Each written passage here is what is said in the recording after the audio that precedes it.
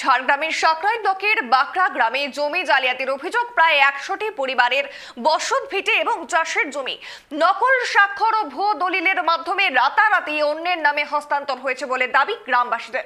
আর অভিযুক্ত এক জমি দালাল সহ একাধিক সংস্থার বিরুদ্ধে অভিযোগ তুলেছেন তারা। ঘটনায় গ্রামে আতঙ্ক ও নিরাপত্তাহীনতা ছড়িয়েছে। দেখুন, ঝাড়গ্রাম জেলার সাকরাইল ব্লকের বাকরা গ্রামে প্রায় 100টি পরিবারের বসত ভিটে চাষের জমি রাতারাতি অন্যের নামে হস্তান্তর হওয়ার অভিযোগ। গ্রামবাসীরা অভিযোগ করছেন সুজিত কুঙ্গুর নামে এক জমির দালাল এই জালিয়াতির সঙ্গে জড়িত। তার পাশাপাশি ম্যাক ইঞ্জিনিয়ারিং ইন্ডাস্ট্রিজ লিমিটেড সঙ্গে ইকোস্পেস রিলেটেড প্রাইভেট লিমিটেড সহ আরও কয়েকজন এই কারচুপি কাজে এবং যুক্ত বলেই দাবি করছেন তারা। গ্রামবাসীদের বক্তব্য, যেসব জমিতে তারা বহু বছর ধরে বসবাস এবং চাষাবাদ করে আসছেন সেই জমি নকল স্বাক্ষর এবং কারচুপি করে অন্যের নামে হস্তান্তর করা হয়েছে। কোথাও কোথাও জমির মালিককে মৃত দেখিয়ে দলিল সম্পন্ন করার অভিযোগ উঠছে। এই ঘটনায় গ্রামে আতঙ্ক ছড়িয়ে পড়েছে এবং পরিবারগুলির মধ্যে নিরাপত্তাহীনতা নিয়ে তৈরি হয়েছে। রাতের ঘুম উড়ে গেছে বাসিন্দাদের। শুক্রবার অধিকাংশ গ্রামবাসী সাকরাইল ব্লকের বিএলআরও অফিসে উপস্থিত হয়ে লিখিত অভিযোগ জমা দেন। তাদের দাবি, দ্রুত প্রশাসনের হস্তক্ষেপ জরুরি যাতে তাদের জমি রক্ষা পায়। আমাদের এখানে কি হচ্ছে, সেই জমি কিছু দালালদের ইয়েতে সব বিক্রি হয়ে যাচ্ছে।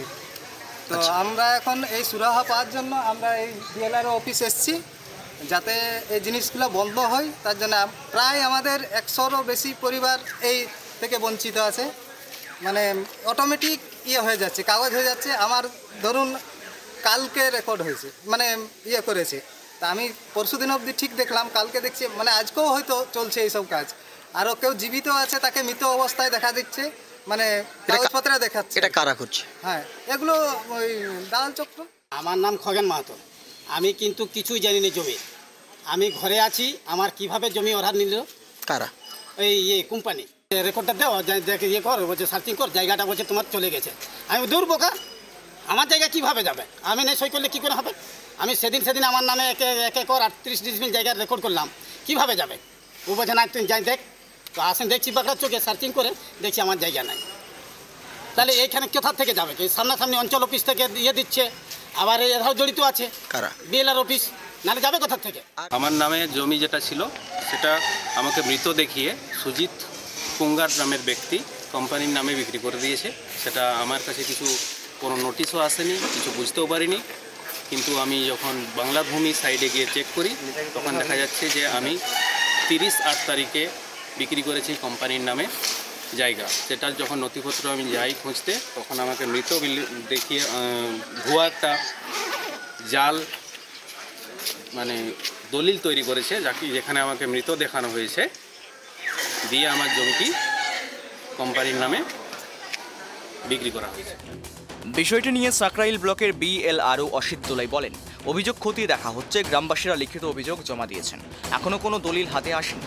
আমরা তদন্ত করছি এবং প্রয়োজনীয় ব্যবস্থা নেওয়া হবে।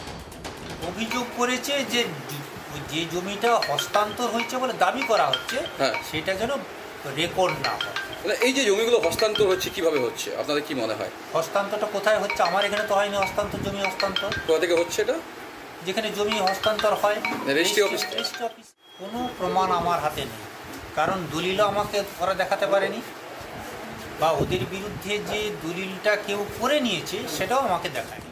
গ্রামে আতঙ্ক এবং ক্ষোভের পরিবেশ থাকায় প্রশাসনের দ্রুত পদক্ষেপ নেওয়ার দাবিতে সরব হয়েছেন গ্রামবাসীরা।